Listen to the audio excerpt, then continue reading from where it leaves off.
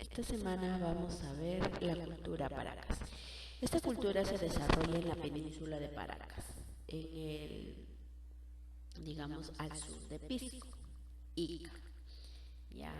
Ica, por los ríos Ica y Pisco, ¿ya, chicos? Esta cultura, ya que es desarrollada en el desierto de Paracas, ¿ya? Es denominada la cultura matriz de la costa, que quiere decir que fue, digamos, una de las culturas, la primera de las culturas que se desarrolla a lo largo de la cultura chavín. A la cultura Paracas fue descubierto por el padre de la arqueología peruana, Julio César Tello. Lo descubren en el año 1925. ¿Ya, chicos? Esta cultura fue identificada o fue llamada lluvia de arena.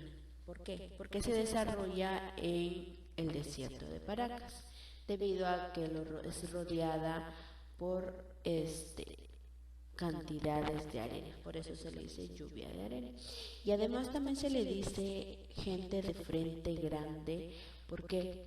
Porque aquí inicia, digamos, lo que es las cirugías. Vamos a ver las trepanaciones, cómo es que en los Paracas empezaron a realizar, digamos, las deformaciones en los cráneos para identificar la clase social de sus integrantes. Además de ello, esta cultura desarrolló su economía bajo a la agricultura, ya con sistemas, digamos, que les permitían el riego, debido a que no tenían grandes tierras agrícolas. Además, también partió su economía con respecto a la pesca, ya que estaban cerca al mar. ¿Ya, chicos?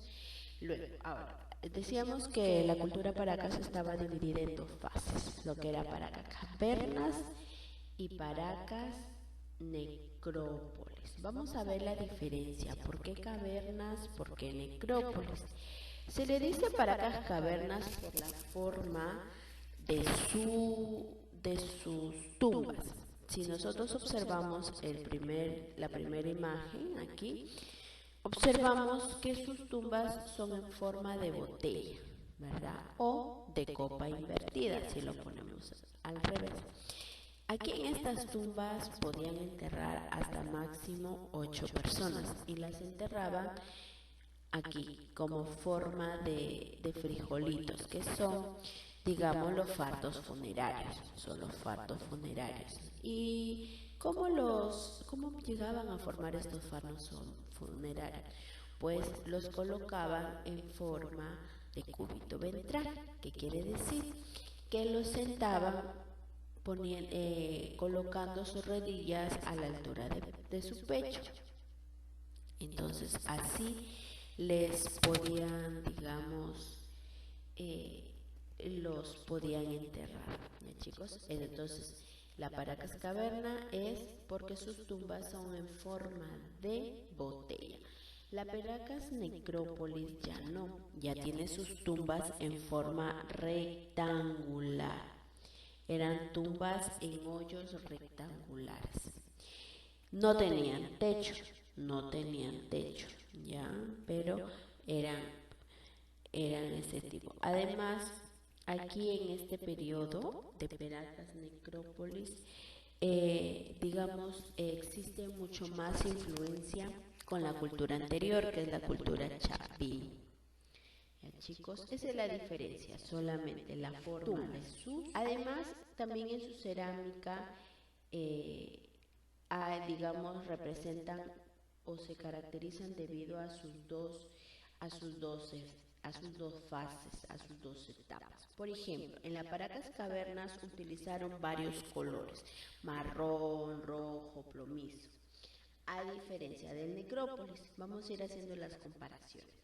En el Necrópolis solamente usaron el negro. ¿Cuál fue la primera fase? La primera fase fue la cavernas y luego viene la necrópolis. ¿Ya, chicos?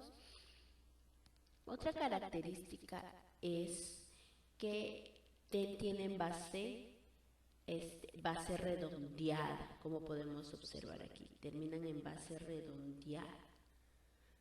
Y la Paracas necrópolis tiene base plana, lo que permitía una mayor, digamos, que puedan quedarse, se podían posar, ¿verdad? En cambio la base redondeada no.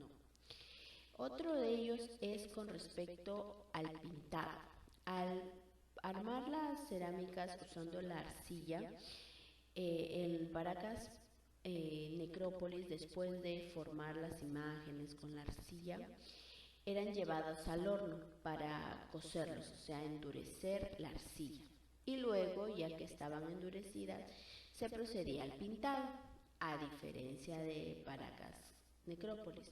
En necrópolis no, con la arcilla húmeda, aún húmeda, mojada, fresca, se procedía a pintar, y ya pintado recién era llevado al horno para que puedan, digamos, endurar, cocer. Esas son las diferencias.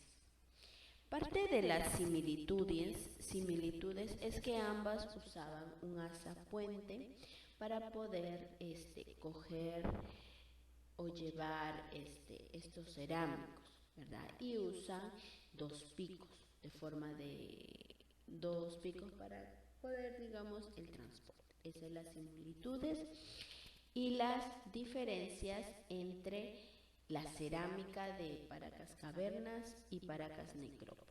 Con respecto a la textilería, los Paracas fueron considerados los mejores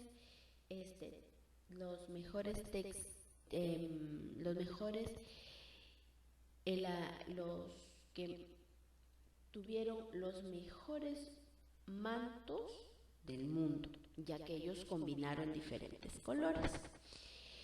Ellos utilizaron tintes de origen vegetal. ¿Qué quiere decir esto? Que extraían los colores de las flores, de algunos animales como la cochinilla o de algunos minerales. También utilizaron los hilos de oro y plata, ¿ya? Tuvieron, digamos, su base en seres antropomorfos, que quiere decir que eran una mezcla de seres con rasgos animales y figuras humanas. Era una mezcla, ¿ya? Estos mantos Paracas eran utilizados para poder envolver a sus fardos funerarios, ¿verdad? A sus muertos. Tuvieron diferentes tipos de mantos, desde los más sencillos hasta los más elaborados, como mostramos en las imágenes. Los más sencillos les servían de base para finalmente terminar de envolver a sus fardos funerarios o a sus muertos con hermosos mantos, dependiendo la clase social. ¿Qué quiere decir esto? Que no iban a utilizar los majestuosos mantos elaborados para gente del pueblo, sino lo utilizaban para su clase alta, que habíamos mencionado, de frente grande.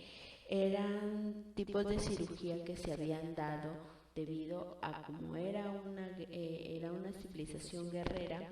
Muchos tenían, digamos, eran heridos. Entonces lo que hacían era cortaban parte del hueso dañado para colocarles platino, y también les deformaban los cráneos debido a las clases sociales en las que los guerreros, el pueblo y los sacerdotes. Ya, chicos, ahora sí, nos vemos la próxima clase.